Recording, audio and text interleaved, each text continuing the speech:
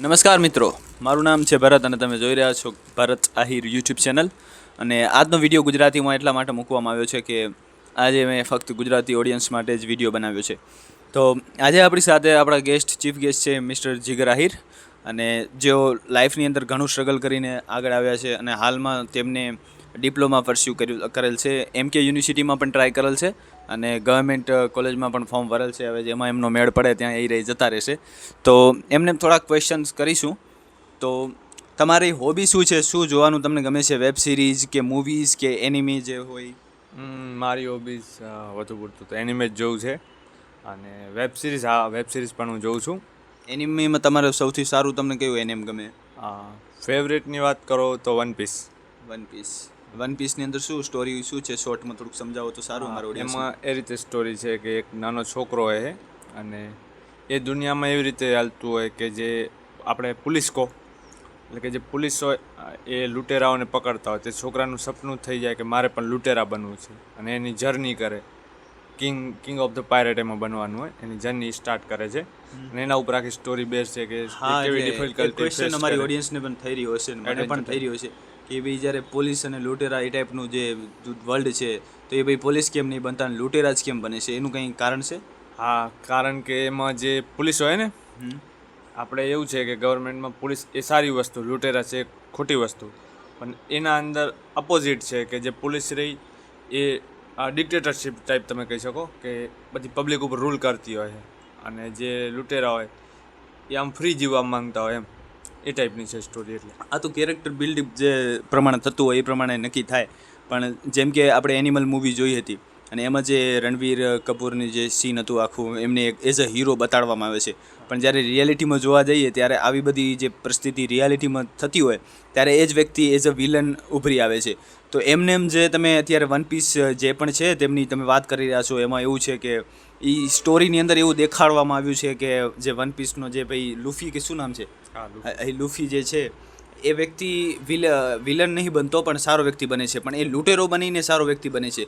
તો as a લૂંટેરા એ ક્યારેક એવું પણ થઈ શકતું હોય કે ઘણા વ્યક્તિઓને નુકસાન કરતો હોય, ઘણા લોકોનું જે સિટીની અંદર જઈને પણ જે તોડફાડ કરતો હોય તો એમાં ઘણી બધી પ્રોબ્લેમ્સ થઈ શકતી હોય છે અને પોલીસવાળા એવું પણ થઈ શકતું હોય પણ હેલ્પ બી કરી શકતા હોય.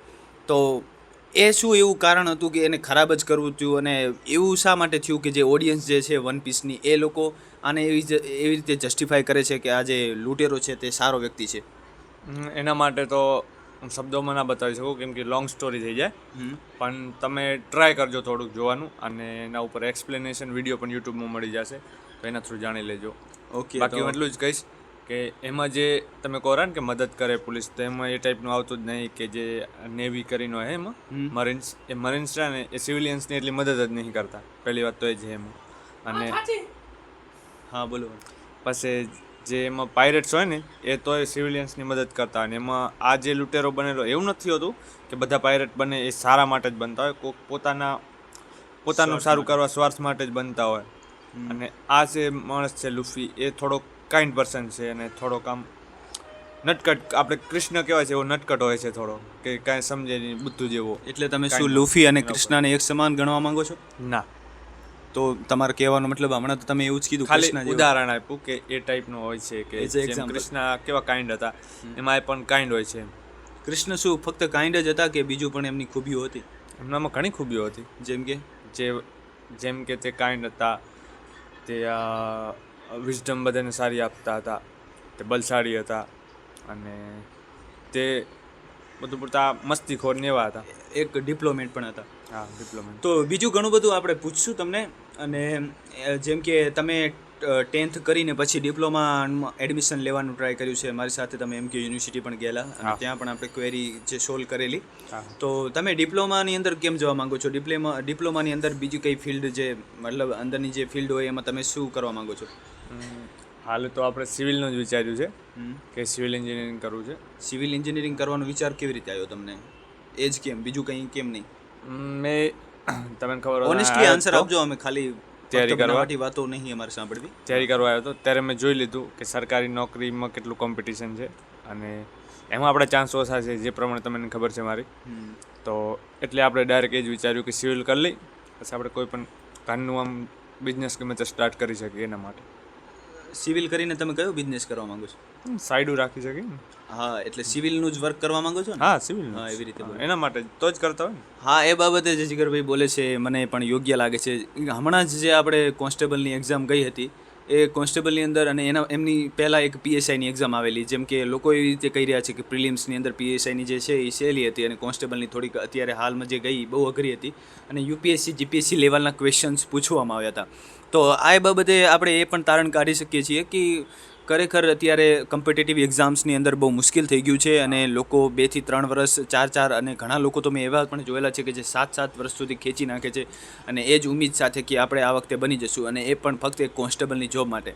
તો એના કરતાં તમે બિઝનેસ પણ કરીને એક સારું એવું કમાઈ શકો છો, લાઈફ આગળ વધારી શકો છો અને એક એવી ઉંમર આવી જાય છે કે તમારા લગ્ન થઈ જાય એના 3-4 વર્ષ પછી પણ જ્યારે તમે નોકરીની તલાશમાં એની શોધમાં જ નીકળી જાઓ છો અને એમાં ને એમાં પડ્યા હોય છો ત્યારે તમને એ પણ વસ્તુ જરૂરી છે કે શરમ આવવા લાગે છે, તમે ઘરેથી પૈસા નથી માંગી શકતા અને આવું જીવન જીવવું એના કરતાં તમે કંઈક પણ બિઝનેસ કરીને જેટલો ખર્ચો તમે તૈયારી કરવામાં કરો છો એટલો જ ખર્ચો તમે બિઝનેસની અંદર પણ લગાવી શકો અને આગળ વધી શકો છો. એવું હું મારે ઓડિયન્સને કહેવા માગું છું કે એવું નથી કે તમે કોમ્પિટિટિવ એક્ઝામમાં જાઓ, ગાડરીઓ પ્રવાહ બનવાની જરૂર નથી. તમે તમારી રીતે તમારું પેશન ફોલો કરો, તમારે આગળ શું કરવું છે એ તમે વિચારી લો અને પછી જ કરો. તમારો મિત્ર શું કરે છે એ કરીને પછી તમારે કરવું એ યોગ્ય નથી.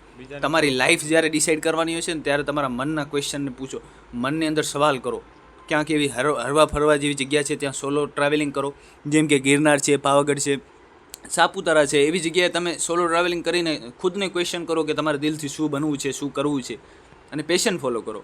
બાકી બીજા બધા આપણે હજી પણ ક્વેશ્ચન કરશું જીગરભાઈને. જીગરભાઈએ એમનો સમય આપ્યો એ પણ ખૂબ જરૂરી છે. મહત્ત્વની વાત કહેવાય કે તેમનો કિંમતી ટાઈમ આપણને થોડોક આપ્યો છે.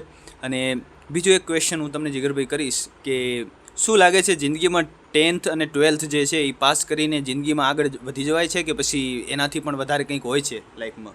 એના પછી વધારે હોય જ છે જો કે, કેમ કે આપણે 10th પાસ કરીએ એટલે આપણે એમ થાય કે ના ખાસ છૂટા થયા, પણ જેવા 12thમાં જઈએ એટલે ખબર પડે કે આ તો પાછા આકડાઈ ગયા.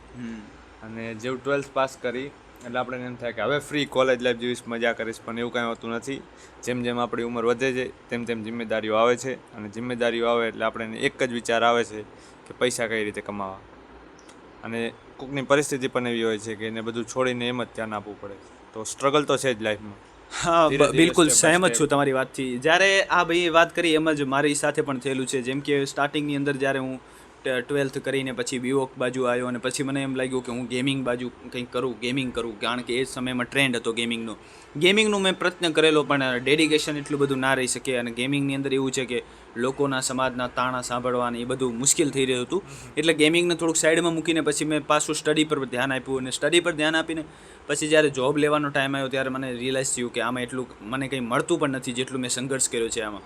એટલે મેં પાછા વિડીયા બનાવવાનું ચાલુ કર્યું ને એવી રીતે એમ કરતાં ઘણો ટાઈમ થઈ ગયો. પછી કોમ્પિટિટિવ એક્ઝામની તૈયારી પણ કરી અને હાલ એવો સમય થઈ ગયો છે ને કે આવતા 2-3 વર્ષની અંદર જો હું કંઈ નહીં બની શકું ને તો સિરિયસલી મને એવું અંદરથી થશે કે હું કંઈક ખરાબ કદમ ઉઠાવી લઉં. પણ એ બધું થવાની વાત છે, એ કરવાની જરૂર નથી. એ બહુ ખરાબ વસ્તુ છે, એ કરવાની જરૂર નથી. કારણ કે જિંદગીની અંદર તમે ગમે તેટલી વાર હારી જાઓ તોય તમને જિંદગી મોકો આપે જ છે.